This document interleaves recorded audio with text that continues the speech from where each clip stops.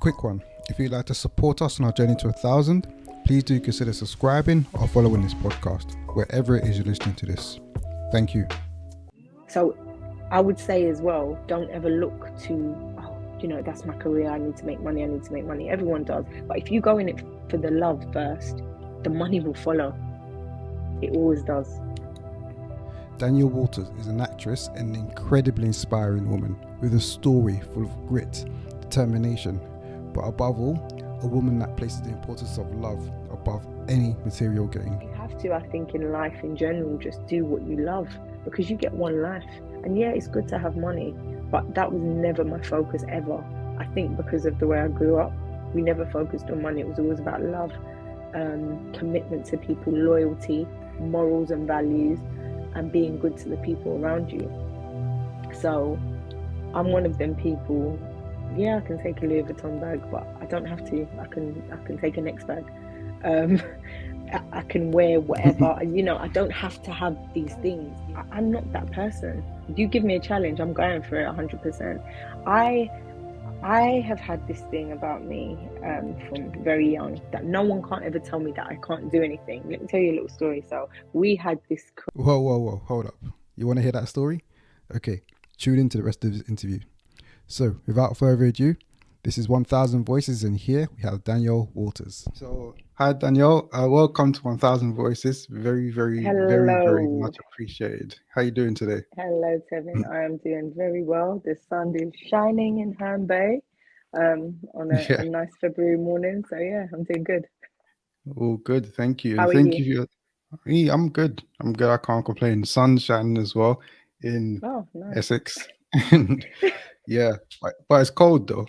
But yeah, but I can't complain. I'm good. I'm healthy. So that's what's important, I suppose. Exactly. But yeah, like very, very much appreciate you coming on to 1,000 Voices today. Yeah, very, very much appreciated. Happy to be here. Yeah, that's all good. And to start off with, what I always like to do is just to take it back, set a bit of a foundation so people can know a bit about you, I guess, and where you come from. So just to start off with, let's talk about your upbringing. Like whereabouts were you born, and what was the area like, and that sort of thing. All right. So the way I behave, everyone thinks I was born in the West Indies, but I wasn't actually born there. I was born here. I was born in Whitechapel, in London. And when I was 3 months old, 2 or 3 months old, my mum and dad took me back to the Caribbean, because they were both born in St. Lucia in the Caribbean. And my dad came here when he was 2, and my mum came here when she was 20 to study. And then they met, fell in love, and my dad, it's kind of an English boy, because he was here since he was 2, but he was from St. Lucia. So they both sets of their parents, and my mum's mum and dad and my dad's mum and dad were both in St. Lucia when I was born. So they just took me literally as soon as I was born and went back home. I stayed there till I was about 6 years old, and then I came back to the UK with my parents. And then throughout my childhood, it's just been literally going back and forth from St. Lucia to England. That's why I have so much of a 50-50 dynamic, and people actually think I'm West Indian, because I have a lot of my roots and my morals and my values from the Caribbean, which I appreciate so much from my parents. And growing up was like, we didn't have much money, but I never saw it. I never felt like we didn't. Now I know we didn't, but it was always good. Do you know what I mean? Like, so we'd have, this is a running joke in my house. What's it? We call it bully beef. Was it corned beef?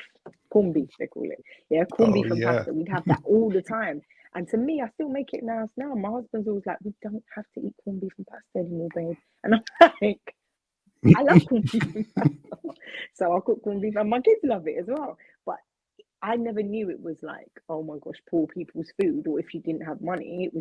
It was a lovely gourmet meal to me when we were young. So that's just an example of how my parents made our life so great. And we never really went without anything, but I know we didn't have as much as the other kids. But I pretty much had a perfect childhood. And sometimes I feel a bit cringy even saying it, because I know so many people have gone through so much. But my mum and dad were married before I was born. I came along about a year and a half, 2 years later.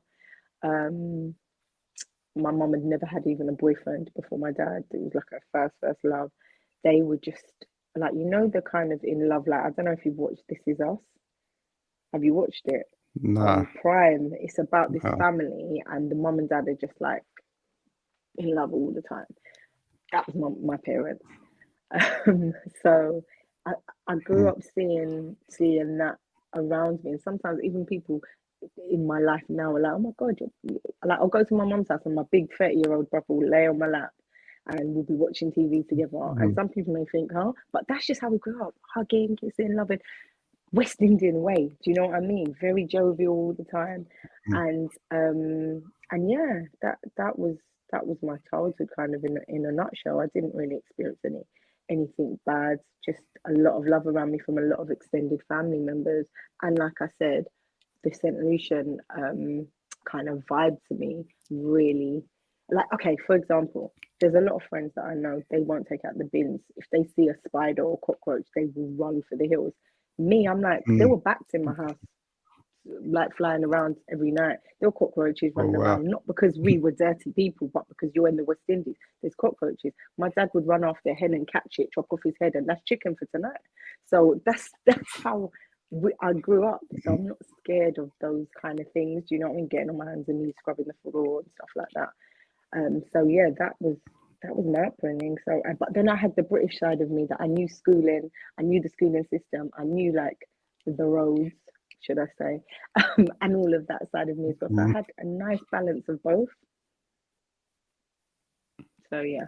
That's interesting to hear, because when I look at like your social media, for example, on your Insta page, and I get like a sense Mm, of a mother and a wife, someone that really has a lot of love for the people around her, like your family, your close friends, and then to hear your mm, family dynamic growing up, um, it sort of now it sort of puts it into perspective, and in a way, it sort of makes sense now looking at that.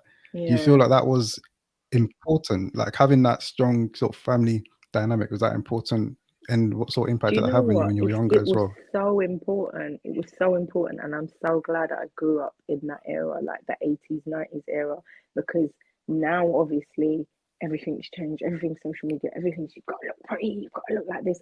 I don't care. I don't like. Sometimes my friends or my cousins or whatever will, oh, babe, like you post a picture like that. Your hair's like that. You ain't got no makeup. Of course, I know I ain't got no Mm. makeup. I took the picture, but this is how I woke up, and this is how I am, and this is real. And for them people that are looking and always seeing these like literally face people, that's not reality all the time. And I want to show people reality. This is me. This is how real people are, and hopefully that will help some people as well. On their journey too. You don't have to always put makeup on. You don't have to look fake. You don't have to look a certain way. Love yourself for who you are, and that was a really important like message that my mum and dad like always taught me. Just love who you are. So how I think, however I always had that like instilled in me that you are the best, you are the greatest. You not to be arrogant about it, but you're wonderful just how you are. So embrace yourself. I, you were born how you are, and that's it. And I understand some people don't feel as good in their skin as they maybe should, and sometimes people say, "Oh, it's all right for you to say that," but I don't think it's how I look. I think it's my mental and how I feel. Do you know what I mean? Um, so yeah, that was really important. I'm so glad I had that. And then, like I said, all the social media and everything, we didn't have that. I didn't have that till I was nearly 30. I'm nearly 40 now. So I didn't get into all of that until, yeah, like when I was a teenager. Phone where? Who had phone? I didn't have a phone. I didn't get a phone until I was probably about 17 Mm. years old. And even that one didn't have no camera, no nothing. It was just, the text where you have to go to get to C, A, B, C on the same. That was how Yeah, I was yeah. texting. I had a pager at one time. So that's the kind of like era I grew up in. And I'm just happy I had that so I know the difference. Like sometimes I don't need to look at my phone for a whole day. It's fine. But then younger friends and family members, they have to have it all because they can't miss a thing. FOMO. And I'm just like, no, I want to live life and see what's going on around me, you know? So yeah. Yeah, yeah, for sure. That's all good. And them times there, what were your early career ambitions? So, are you talking about very young? When are you talking about teenager, younger than, or when I just Uh, started thinking about careers and did it change growing up? Like, Never. So from I was about 5 years old, I always wanted to act. Um, I saw like little kids programs on the TV, Saved by the Bell and stuff like that. And yeah. that's what they used to play in St. Lucia actually, because it's like they have a lot of American TV. And I was just like, I want to do that. I want to do that, however, in which way I want to do that. And I think when I was it 8 or 9, I started going to Anna Scher's, went there for a little while, and then from there it just progressed. I just went to all like different drama schools, made my mum take me everywhere, and I joined Sylvia Young's agency. I got a few jobs, like little jobs, when I was about 12 or 13 then, and yeah, it just progressed from there. But it's always been my goal to be an actress, and that was just because I loved it. So yeah. That's cool. And how are were your parents, all your parents like with that? Because I don't know what your parents were like. I Okay. know So generally speaking, well, my parents, my, let me tell you are you going? Yeah. the dynamics of my parents. My mum and dad are polar opposites. My mum is very, very book smart. She's a teacher. She's strict as hell. Look at me all whispering like she's still around. But she is so strict. You go into the room and you get all my friends, all my brother's friends, everyone's scared of her. She's like them proper West Indian women, like, don't play with me. Do you know what I mean? That kind of vibe. Whereas my dad is much more live your life, breathe, take in the air and the sun and the moon and all that. Like you'd walk, he's not Mm-hmm. necessarily book smart, but you'd walk down the road with him, he could tell you every single plant, everything about every single animal. Even up to now at 63 years old, his thing is he still wants to learn a new word a day. So he looks in the dictionary and learns a word and the Wow. meaning of the word every day. So he's always like got knowledge and gaining knowledge, and like it's like he just like knows everything, but not necessarily from books, but just from his own learning, medicines, all of that stuff. So being in, and he's free. He don't listen to authority. He don't listen to anyone. He does what he feels is right and goes with his dreams and whatever. Whereas my mum's very regimented and oh, if the government say stick a banana up your bum, she'll do it. Like she's literally like that. Do you know what I mean? So that's how opposite they are. So there was a lot of like push and pull, but they'd always compromise in the middle. So my dad was like, yes, are you mad? Go for it. Go, yes, you'll be a big star. You, my daughter, that, Mm-hmm. yes, like that kind of vibe. And my mum was like, no, like, are you out of your mind? I'm filling out the uniforms for you. You're going to this university. This is, she had my whole life planned out for me. Go in uni for what, mom? Do you even know what I want to do? You can be a dentist, you can be a doctor. You're planning what I want to be. I don't want to be no dentist or doctor. I want to be an actor. Oh, you're still on that. That was her kind of thing. You're still on that. That was like a kid's thing. I took you to acting class when you're a kid. No, this is going to be my career and this is what I want to do. So we had a lot of push and pull and arguments about that. My mum was not for it at all. And I always felt like she was hating on me in some way or didn't want me on TV or didn't like why would you not push your child to do everything that they want to do? But in having my own kids now, I understand. She just wanted me to have a career path that was set, that was stable, that meant that I never wanted for anything. And I understand that now, but back then I didn't. But my dad was all, I was like, look, he's so supportive, but that's just how he's always been.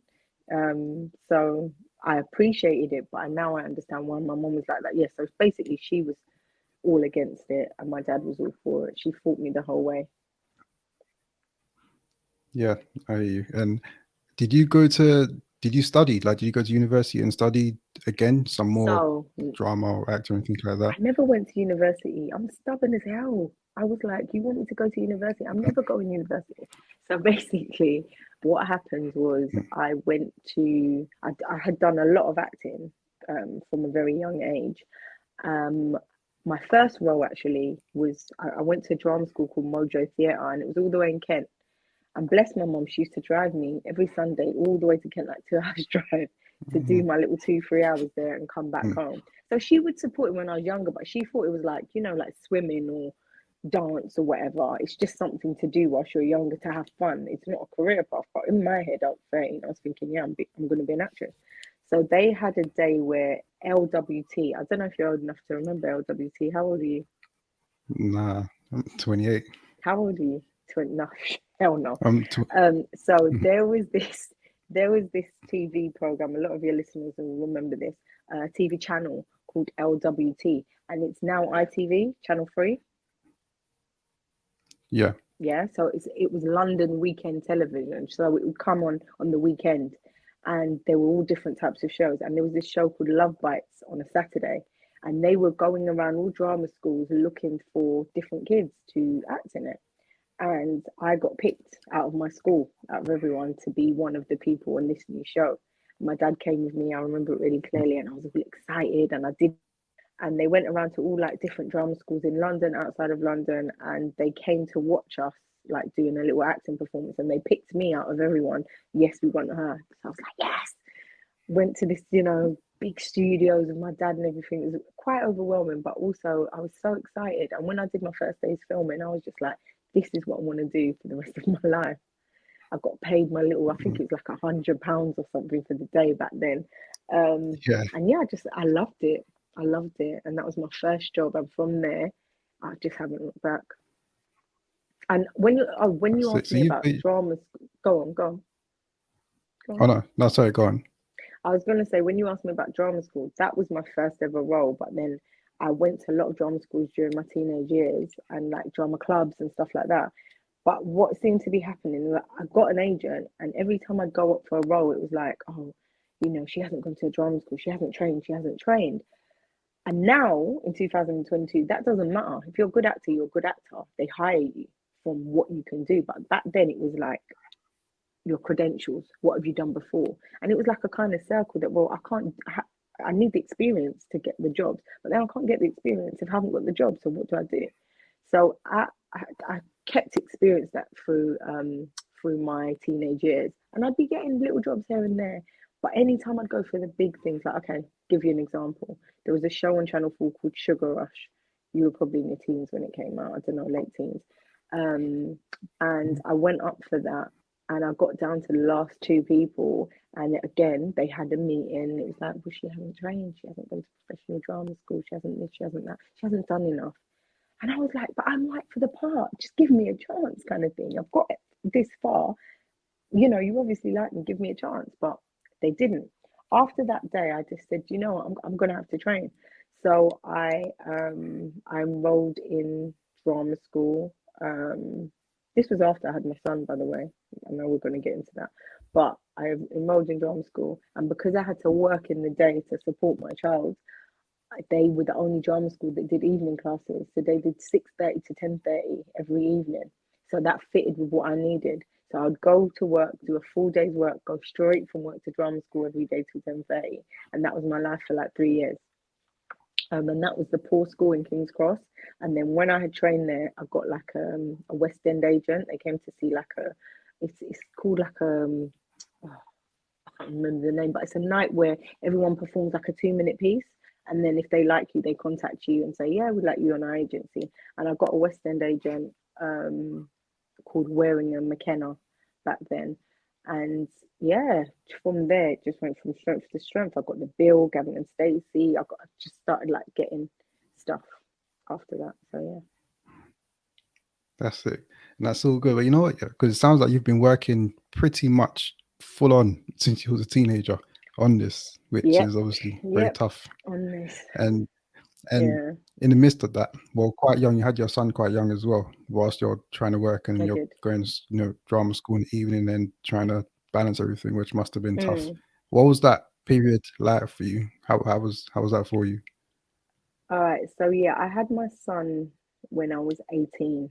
So that is now look again, I keep looking back, looking at 18-year-olds now. My son himself, that baby is 21 this year. And I'm looking at him and thinking, Mm, you're like 2 years older, 3 years older than I was when I had my child, and you could never have a child now. So mm, at the time, I felt like I was a big woman and everything, having a child, but I was still a baby. Now, when I had him, obviously, I thought it would be much easier than it was. And it hit me, boy, like, wow, this is difficult.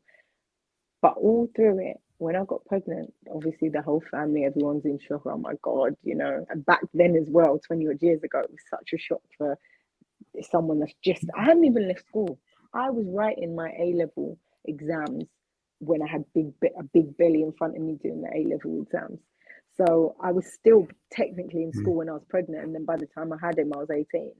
Um, and it was hard in every direction, from family. My mum didn't talk to me for about 2 weeks because again she had this thing of, you know, my plan for life, and then I'd got pregnant.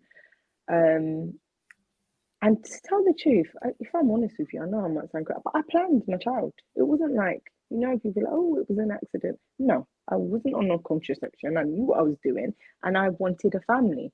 Just like I saw my mum and dad and our beautiful family, I wanted that, but I just wasn't going about it the right way. I wasn't an adult. I wasn't married. I wasn't in.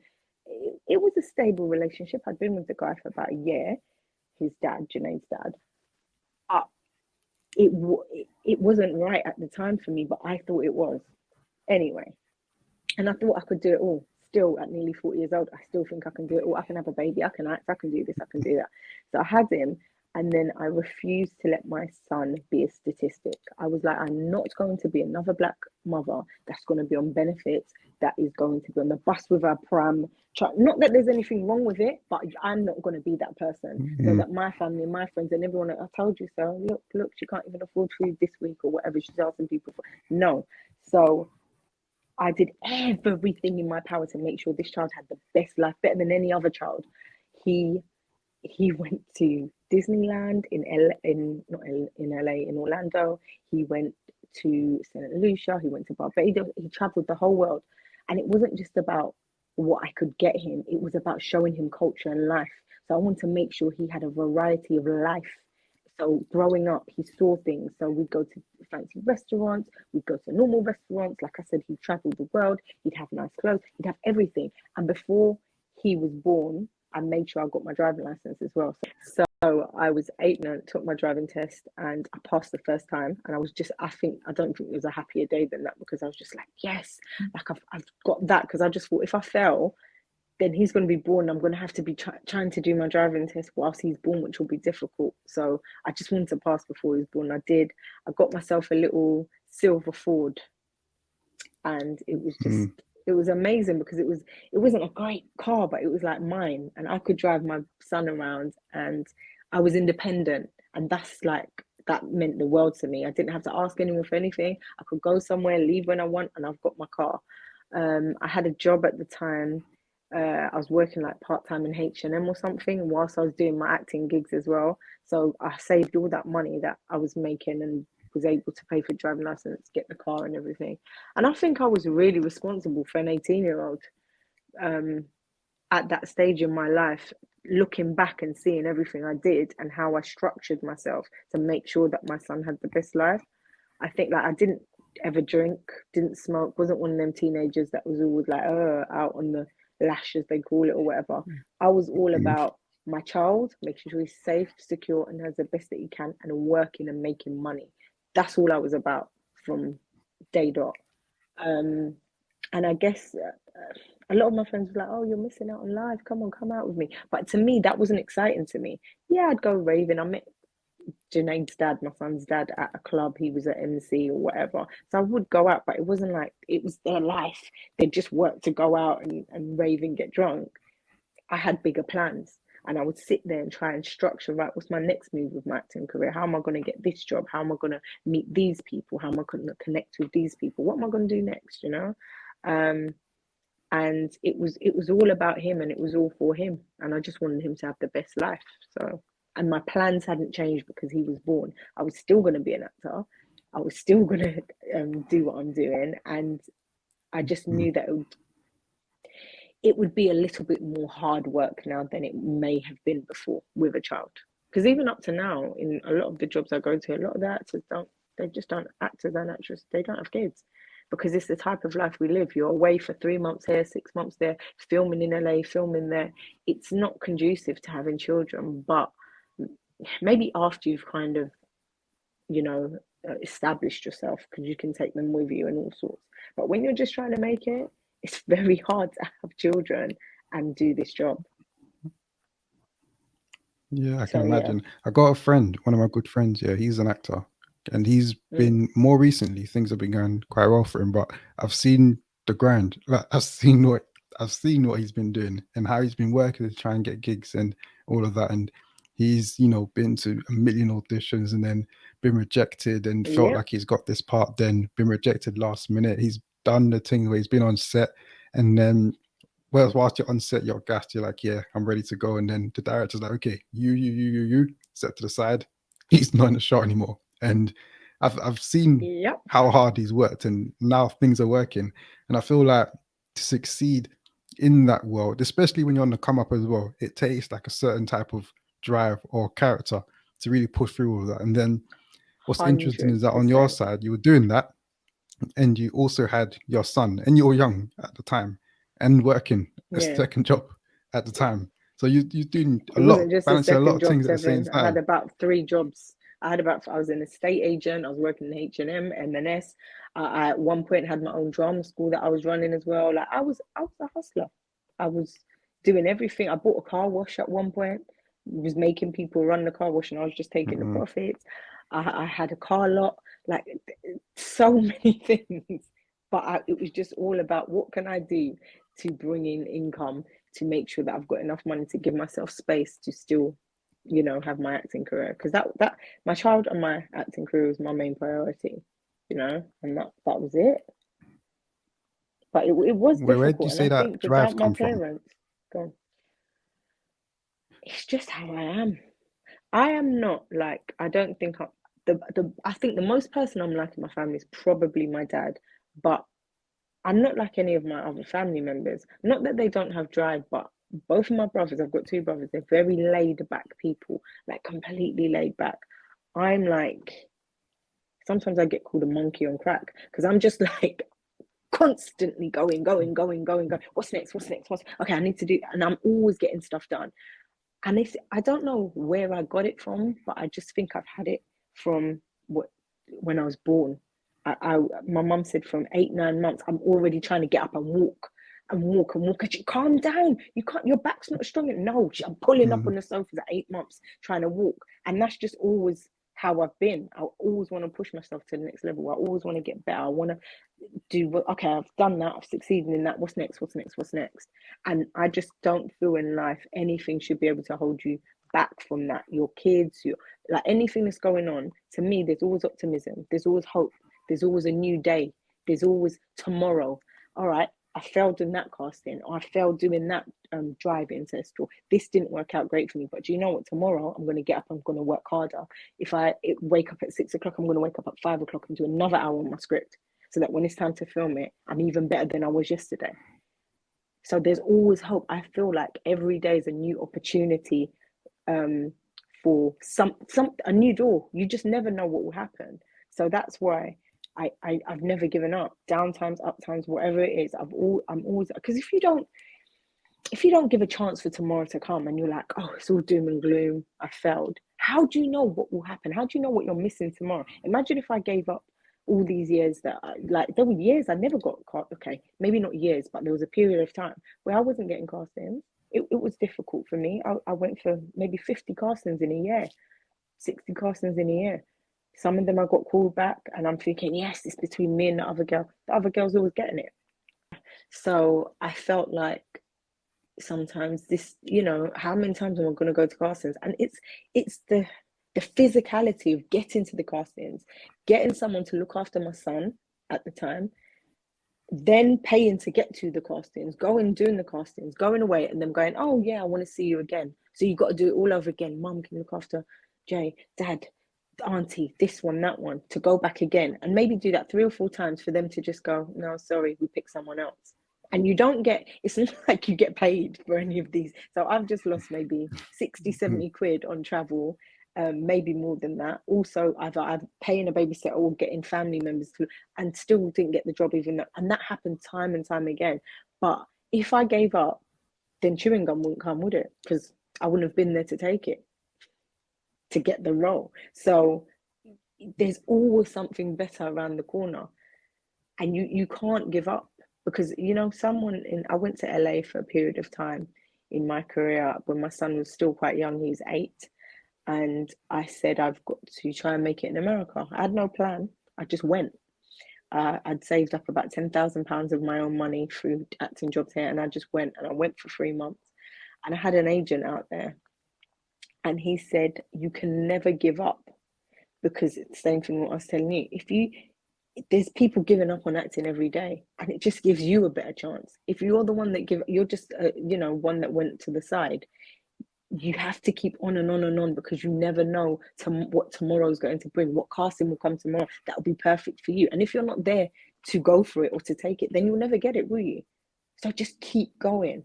And that's what I always do. No matter how low I get, how down I get, I'm always going to keep going. That's it. I love that. Never give up. It's true. You never literally know what's around the corner, and people giving up every single day. So, and you can Yeah. apply that to like any area of life as well, outside of acting, whether it's career, I don't know, business or professional career or whatever, whoever's dreams and Perseverance. aspirations are. But you For have real. to And be I think strong, a lot of you people give have up. to have a backbone, because telling is hard, It's hard. I've had some hard times where my son says he remembers when I was much younger, in my 20s, and he was like hearing me cry sometimes when I got so far in a role and just didn't get the role, and I'd be in my bedroom crying because it means so much to me. And he said he would think, is it because of me? Because I'm holding her back, because all these other people don't have kids and she has to provide for me. So she has to have all these other jobs to provide for me. So she can't put 100% in her acting. I was like, Jay, you thought that at 8? And he was like, yeah, mum, because I wanted you to be happy. And I thought, it's because she had a child young, because she had me. She can't live her dream. And it's me keeping you back. And I was like, oh my God. He never vocalized that to me when he was younger. But now as an adult, that's how he was feeling. But there were deep times. But the thing with me is I can't see myself doing anything else. I can't see myself being anything else. So, what else am I going to do? This is what I love. This is what I have to have in my life. If I do something else, I'll be unhappy. And I can get another job doing something different, maybe run a business. I might do in the future, but I will never stop acting.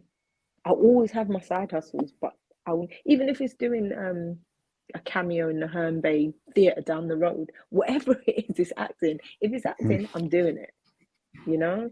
And you have to, I think, in life in general, just do what you love, because you get one life. And yeah, it's good to have money, but that was never my focus ever. I think because of the way I grew up, we never focused on money. It was always about love, commitment to people, loyalty, morals and values, and being good to the people around you. So I'm one of them people. Yeah, I can take a Louis Vuitton bag, but I don't have to. I can take a next bag. Um, I can wear whatever. I don't have to have these things. I can drive a Range Rover. I can drive a Ford. As long as the car gets me from A to B, I don't care. So that frees my mind to be um, open to whatever. I don't live for money. If it comes, it comes. If it doesn't, it doesn't. As long as I can eat, and I can always eat because I can always get some type of job or whatever. My focus is being happy, and acting makes me happy. And I would say to everyone, focus on what makes you happy. I met a guy the other day that gifted a painting to my husband, and he came here and he was telling us his story that he was a banker and he was making lots of money and everything, but his soul was not happy, and he was getting so mentally ill. It was like Mm. he felt like he didn't want to be here anymore. Like it was really getting him down.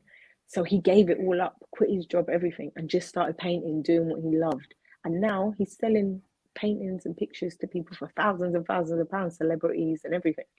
So, and Mm. he's doing what he loves. And it was never about the money when he started. He was like, I just need to get out of that life because it wasn't making me happy, and do what's making me happy. So I would say as well, don't ever look to, oh, that's my career. I need to make money. I need to make money. Everyone does. But if you go in it for the love first, the money will follow.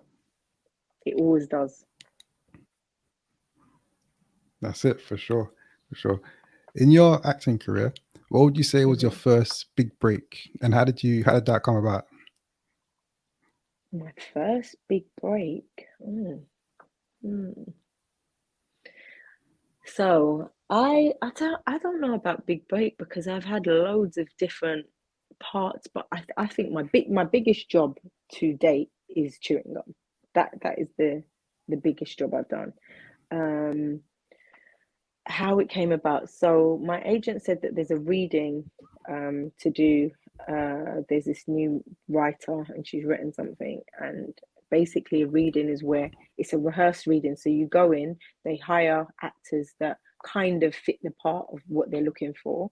But let me just make this very clear. It never ends up being those readers that get the part in the end. It's literally just reading it for Channel 4 to see, or whoever, Netflix or whoever, they come in, they hear us reading the script, and then they say, yes, I want to go further with this, and maybe pay for, a pilot, or pay for first script or something, or no, I didn't like it. So I Yeah. read for Candice, and they liked it.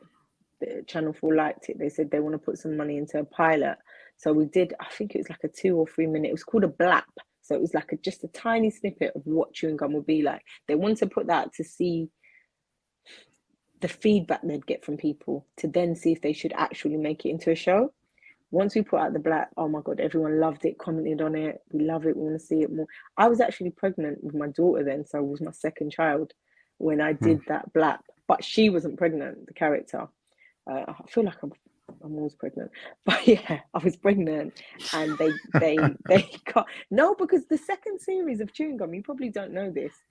Probably a lot of you that's listening don't know this, but I was pregnant with my third son, my third child, my second son, my third child, and they did not want to make the character pregnant because we were like, just make her pregnant, make Candice pregnant, so it's just easier for filming, for everything.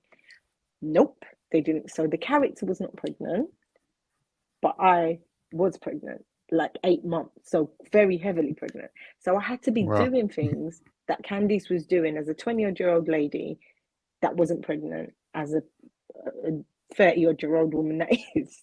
So that was difficult to film because there was like sex scenes where I'm having to sit on this guy and pretend I'm having sex with him, and I've got this big belly in front of him, but we can't film the belly because she ain't pregnant, jumping over things, all sorts Mm. of health and safety crazy. No, I'm joking, but but it was it was difficult for me. Anyway, look, so people probably didn't know that because we hid it with pillows and they'd film me up here and stuff. But I was pregnant in the second series.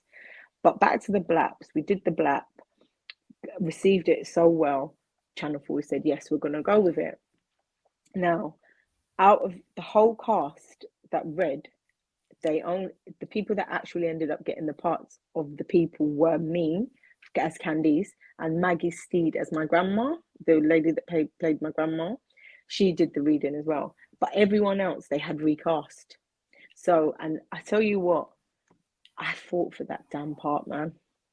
I think that was one of the longest auditions I've ever had, bar Misfits. Do you remember Misfits? The first ever season of Misfits. Yeah. I Yeah. went to about 7 auditions. They started paying me to go to auditions because after the third time I said, look, what's going on? They still went with someone else, but that was a long audition. But chewing gum was so long, and it got to a point, I think I went to three or four, and every time I went, there was other girls going for Candice. And I was like, why do they keep calling me back? It's how they want me or they don't. So after the fourth audition, my agent called them and said, look, you've seen enough now. She's done enough. She's done everything you want her to do. Do you want her or not? It was the same kind of thing. Oh, they want a name to push the program, like a named actress. And bless Michaela, she was like, no, no, no. It's not about a name actress or not a name actress. Danielle is Candice. That is the character. She can play it the best out of everyone. So I want her. And she really pushed for me. And I got the call and I got the job. So that's how that came about. But it wasn't easy. I fought for that. I was going home every night, learning the lines again, doing it in different ways. And I was like, whatever way they asked me to do it, I can do it. Angry, sad, anxious, like anything that I was ready and I was prepared. So, and I loved the character. She was lively, she was fun, she was like everything that I would love to play. So, yeah, I'm glad I got it. That's it. You know, when you've got into acting, well, you've been doing it pretty much your whole life, acting. About Was you 25 ever years. aware? Yeah. Yeah. Did you ever was you ever aware that it's sort of a, what would you even call it, like a riskier profession to get into than maybe like a typical, inverted commas, typical 9 to 5? And Definitely, yeah, well, yeah, definitely. But Tevin, I told you, I'm not that person. You give me a challenge, I'm going for it 100%.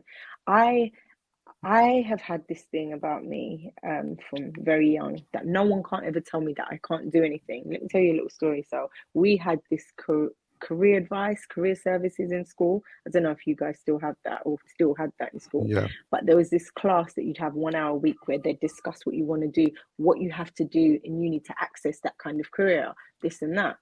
Every class, I'm going to be an actress. I'm going to be an award-winning, multi-talented actress. I'm going to be in Hollywood. And my teacher was bit, Danielle, come on, please. Let's just be serious about this and let's be a bit more realistic. I said, that is my reality. I'm going to be an actress. I don't need this class because I ain't going to be a doctor, dentist, teacher, this, that. It's all good for all of you lot. But I am going to be a household name. That's what I'm going to be. And I just had that belief in me. Not that I am, I know. But at 14, I was like, you know, and obviously everyone thought my head is in the clouds and whatever. But I had a plan and I knew what I wanted and I didn't want anything else. So even though I was aware that, do you know what, it is risky, you might not make any money from it, you might not get jobs for years, it's what I wanted to do. And what Danielle wants is what Danielle gets. So I was just like, I'm going to go for it and mm, put all my heart and soul in it. And yeah, that's it. So I was aware of the risks, but I didn't care about the risks because you have one life and you've got to go for your dreams in this one life. And or you'll be an old person and you will really regret it. And that's the worst thing. More than trying and failing, there is regret.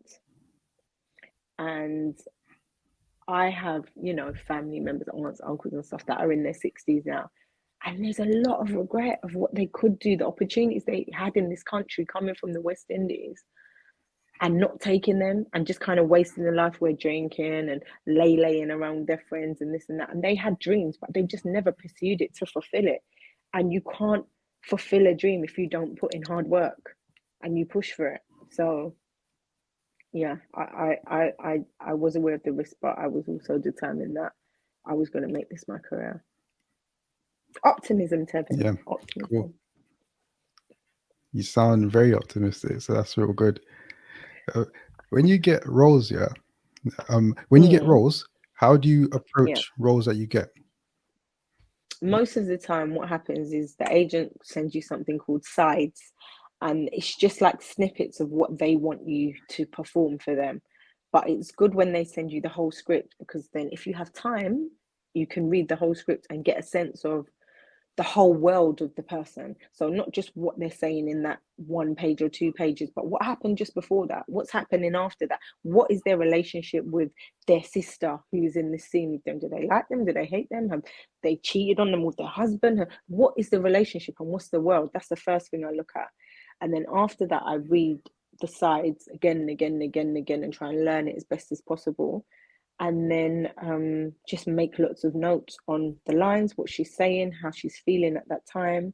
Um, Again, the world, I do like a spider diagram with the name of the show most of the time because the name of the show tells you a lot. And then do like all little lines coming out of it and say like what I feel about the show, what I think the show's about, what that word represents in me. And then I look at it all, take it all in, and just go through the lines. And I have an acting coach as well, and I call him a lot, and we go through it and we talk about it.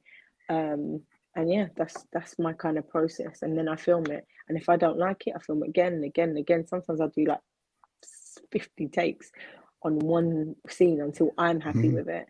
And because that's the most important thing, if you're happy with it, because when you send off tapes sometimes, well, a lot of the time you don't, sometimes you don't even get any feedback, you don't even get, yeah, I liked it but this, or you just hear silence. But as long as you were happy with what you sent, then that's all that I did my best. But if I send something that I know wasn't that great and I don't get the job, then it's just like, well, Dan, you kind of didn't even try. So yeah, that's my process. Yeah, cool. And what would you say has been the most challenging role that you've done to date so far? Mm, mm. Okay, so back in 2018, I did a theatre production called Shabin, and it was about West Indians coming from like the Windrush generation, basically coming from the Caribbean islands, and how they were treated in this country. And I did, I think it was 10 weeks, 6 weeks in Nottingham, 4 weeks in London, and that I think was probably the most challenging role. The character's name was Gail, and she was from Jamaica, and she'd come here and all she wanted to do was work hard, kind of like me, just work hard, make money, maybe send for her family or whatever. And all she was faced with all the time was, okay, so she was working for a factory. Because she worked harder than everyone else, she was getting reprimanded for it because she was doing things too quickly. She was a seamstress and she was making the dresses too quickly. Why should you get reprimanded for that? But the other people, the white girls in there, were like, no, she's going too fast for us or whatever. So then the people that own the factory was like, no, you're going too fast, and she got fired. She got fired for being the best, because the black girl couldn't be better than anyone else, could she? So, and then the story was just about her and other people and their different journeys from the West Indies and how they were perceived in England, all the racism, how people treated them. And that was challenging because I just wanted to make sure that I got it right and it was authentic. I also had a Jamaican accent, and even though I'm from St. Lucia, which is in the Caribbean, it's a very different accent there to Jamaicans. So we got accent coach and everything, and was working hard on that. But I didn't want to sound like a fake Jamaican, so that it was challenging because I Mm. wanted to get it so right. Do you know what I mean? And in the end, yeah, I did quite a good job. Some people actually thought my family were from Jamaica, but also the message that it sent, and the to keep working hard and keep trying. And even though these people are oppressing you, you've always got to look up and it's a better day tomorrow. I'm going to try better tomorrow. You know, these people can't get me down. And I just wanted to make sure, yeah, to just make sure that I got it right, so everyone was happy with my performance and happy with the show. So that was probably the most challenging show, and a lot of fun as well. That's it. Sick. All right. So I want to ask a few reflective type questions. Yeah. So looking back on your Reflective career type so far, questions. Okay, Tevin. yeah, Go yeah. on. So let's reflect. Looking back here at your Okay. career so far, what are you most proud of? What's your proudest achievement, either professionally or even personally? Mm, okay, so I can give you both. I think my proudest achievement is chewing gum, because like I said, it's the most prominent role I've played. It went 2 seasons, and I was just happy that after all those years of hard work, I finally got a show that I was actually part of. Because a lot of the time before that, I was always part of a show, but it was a guest lead, or a day filming here, a week filming here, 2 weeks filming there. But it was never like my show. And even though it wasn't my personal show, it was like my baby kind of thing. I was playing Tracy's best friend, and it was our journey. So I was really proud of that, and I was like, look, my son was, I think, he was about 15 at the time when I was filming. I was like, look, he's all grown, and I'm finally reaping the benefits and the rewards of all these years of hard work. So yeah, that was my proudest professional achievement. And I think personally, it has to be my 3 kids. Just has to be my kids. Um, because they're all amazing in different ways. I can't believe I actually gave birth to children and raised human beings. Mm. Um, one of them's an adult now, and he's doing really, really, really well. Um, so I'm very proud of him, because, as you know, as a young black boy, you can go many ways, and he's chosen a really good path. You know, he's an influencer. He's got like 2 million followers on his TikTok at the moment, so he's generating money from adverts and everything for himself, and making his own income stream, not having to ask mummy, mummy, mummy, like some teenagers or early Mm. 20s do. And he's kind of his own man, doing his own thing, and I'm really proud of him and where his head's at as well. And then my 2 little ones, yeah, and all my children, because I have stepchildren as well. and they have all made me very proud too. They're so beautiful and loving, and like just my family. That is that that's what I'm most proud of personally. So yeah. That's cool. What advice would you give to other aspiring actors or people early on in their careers? Okay, advice. I feel like a big weight on my shoulder now. Uh, no, I'm joking. I'd just say what we've kind of said.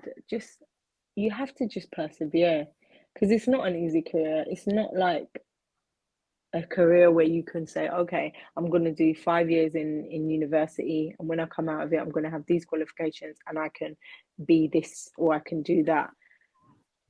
It's so unknown. There's no special skill or scientific, like if I do that and that, this will work. There's people that have become amazing actors. They've never gone to drama school, and there's others that have trained for 3 years in one drama school, 3 years in another, and they've kind of made it. Everyone's path is different. Everyone's path is unique in this acting game, and you have to just kind of concentrate and follow your own path.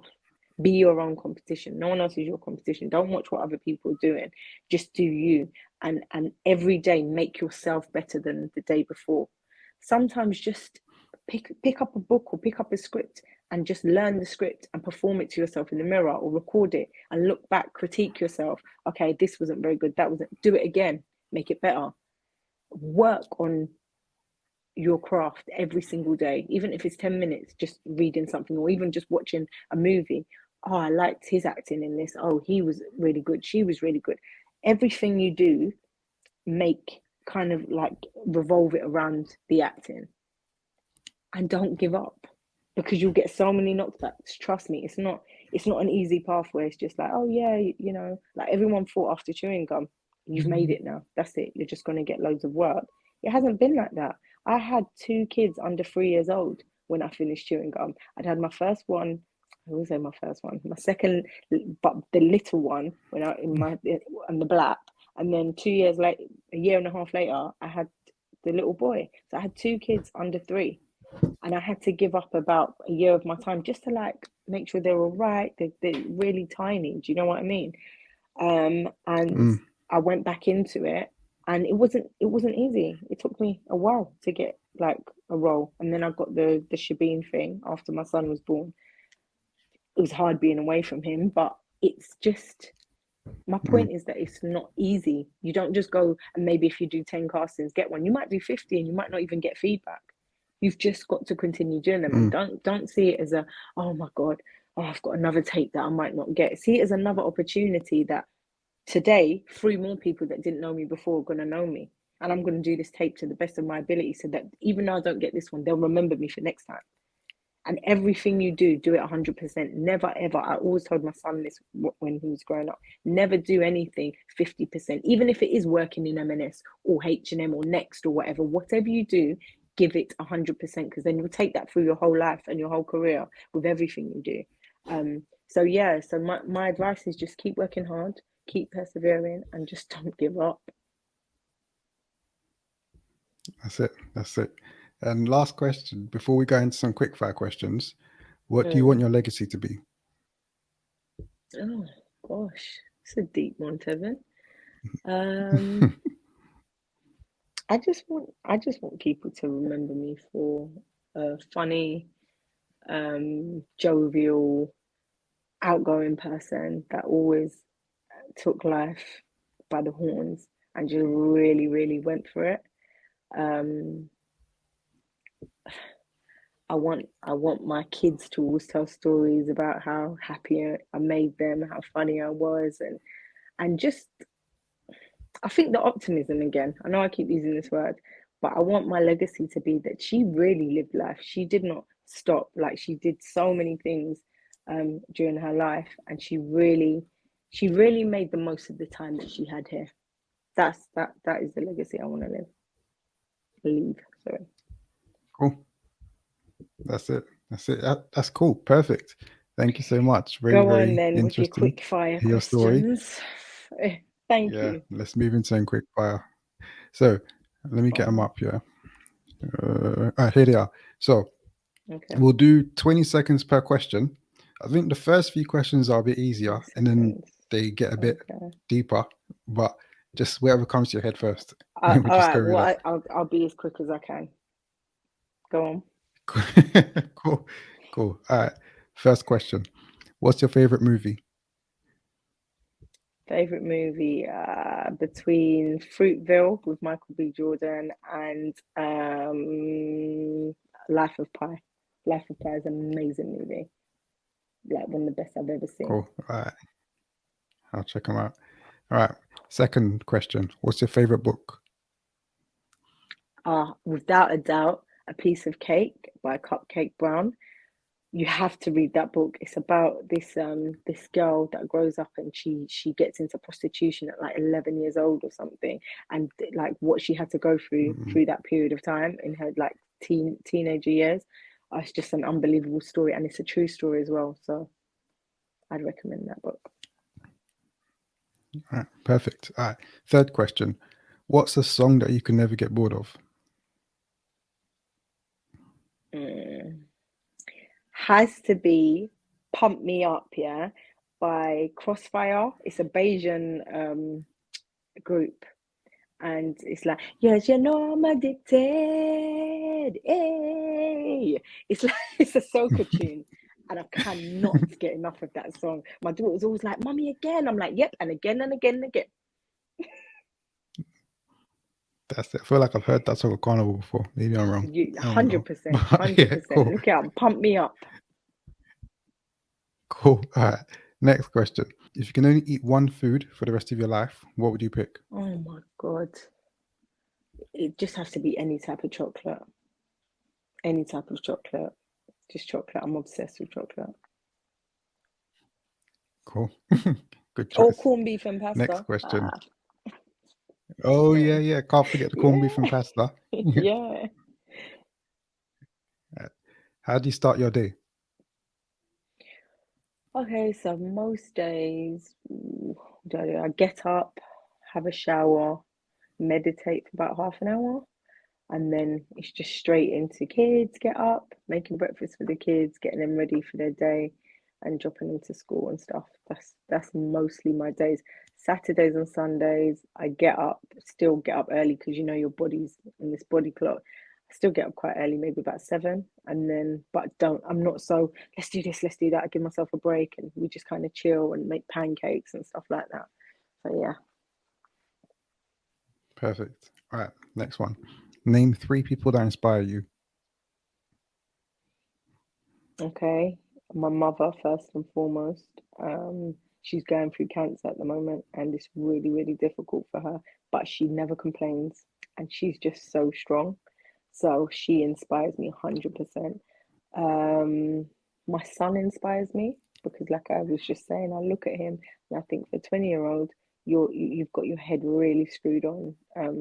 So he inspires me to do better every day because he's doing better every day. And this is a, you might laugh at this one, but Jennifer Lopez, she's such a big inspiration to me just Mm, because she she does it all. She's a singer, she's an actress, she's a mum, and again, you can just see she puts 100% into everything she does, and it's always great. It's always she's never flopped. All her movies, all her songs, everything. Even though some people might not see it as the best music, it's still not. It's still made money and it's still been a success. So yeah, her. perfect. All right. What's the best advice that you've ever received? Probably about my career and probably from my husband.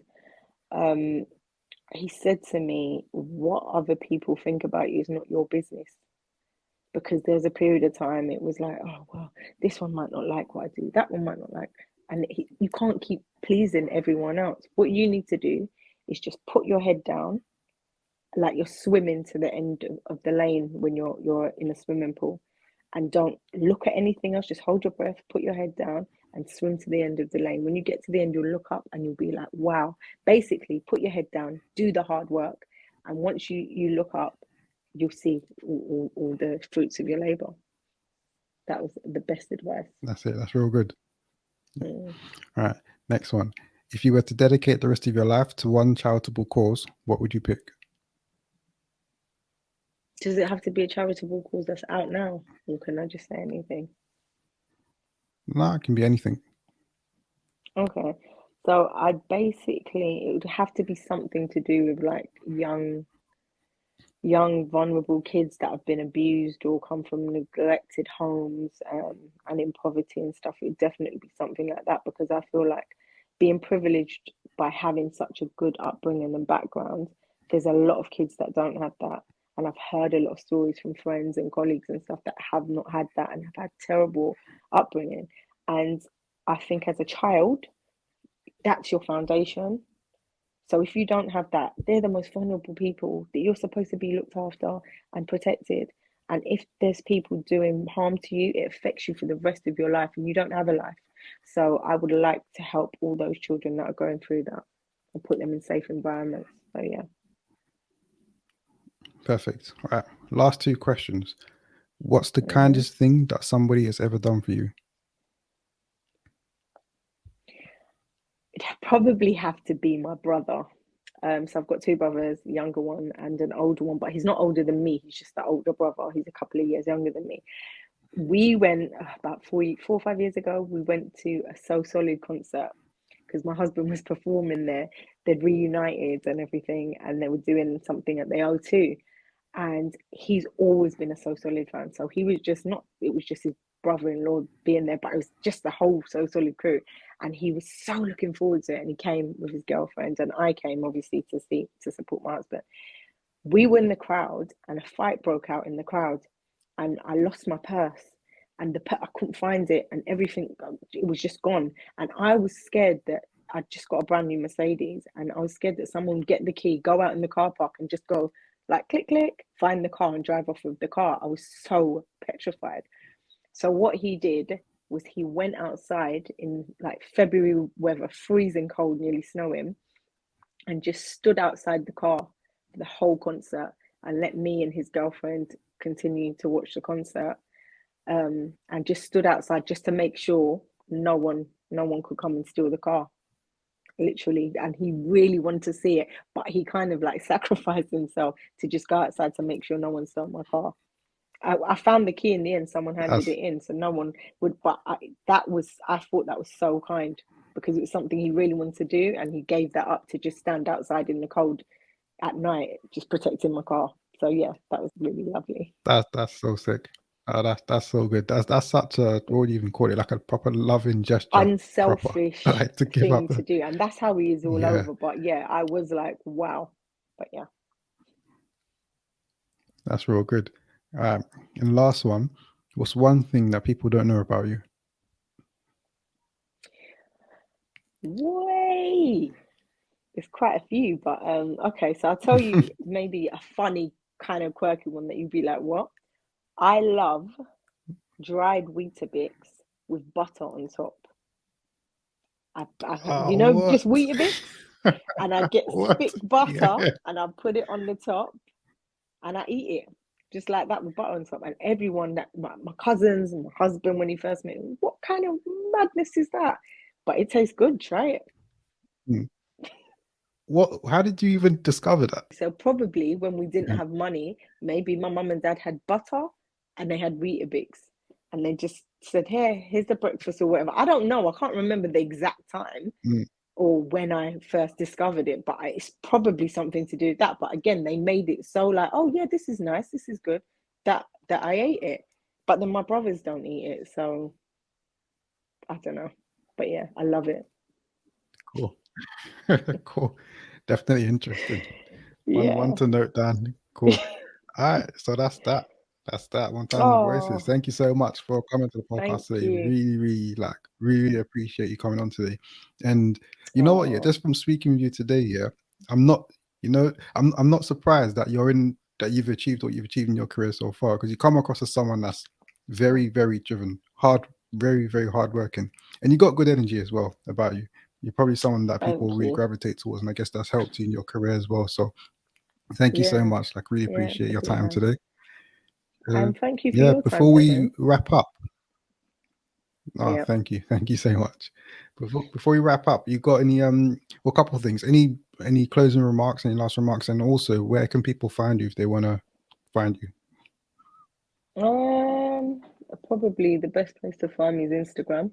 I'm not really on the social media. This is so funny, yeah, but I had a Facebook and I had a Twitter, and because I hadn't been on it for a while, I tried to log in the other day, and they sent me some security questions or something that, and in the end, they said, no, you're not. You're trying to impersonate the actress Danielle Walters, and I was like, no, no, no. I am Daniel Walters. And both Twitter and Facebook was like, no, stop trying to impersonate her. It's not going to work. And they locked me out of both my Facebook. So they're still open, but I cannot Mm, get access and they won't let me have access. I said, I can send you my passport. They don't want to know. So I'm not even on Facebook or Twitter anymore, people. But I might open another account soon. Who knows? But Instagram, Danielle Walters 82. I think that's the best place to get me if you want to. And what was the other thing? cool. All Closing right. remarks. Closing Yeah. remarks. Just keep your head up. As I said before, every day's a new day. Things always look better in the morning, and I see it as God has given you. And when you wake up in the morning, God has given you another chance to do a do over. So do it better. That's another thing I forgot to tell you about the morning routine. As soon as I open up my eyes, I thank God for another day. That's the first thing I do.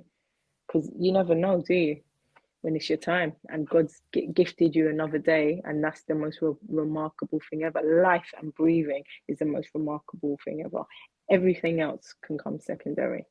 So yeah, just give thanks and work hard. That's it. All right, perfect. That's it. Give thanks and work hard. All wrapped up and Yes. nicely. So thank you once Yeah. again, Danielle. We really appreciate your time today. And Oh, that was thank that. you. 1000 Voices. That was Danielle Walters. And we're out. Bye. Okay, my people, that was that. That was Danielle Walters. And once again, thank you for tuning into this podcast. It's very much appreciated. If you haven't already, please do subscribe and leave a comment or review wherever it is listening to this. It really does help with us trying to amplify the voices that we're getting out there. And let us know what you thought about this episode. Any key takeaways? What do you think about 1000 Voices in general as well? Any and all feedback is always very much appreciated. So feel free to leave a comment or a review wherever it is listening to this. Next week, we've got another very special guest on the podcast. And as always, that episode is going to drop on a Tuesday next week. And the YouTube video will follow later on in the week. So if you'd like to see some previews from the episode, follow us on Instagram at 1000 Voices UK so you can see some clips and previews before that episode comes out. But that was that for this week. Thank you for tuning in, people. And until next week, we're out.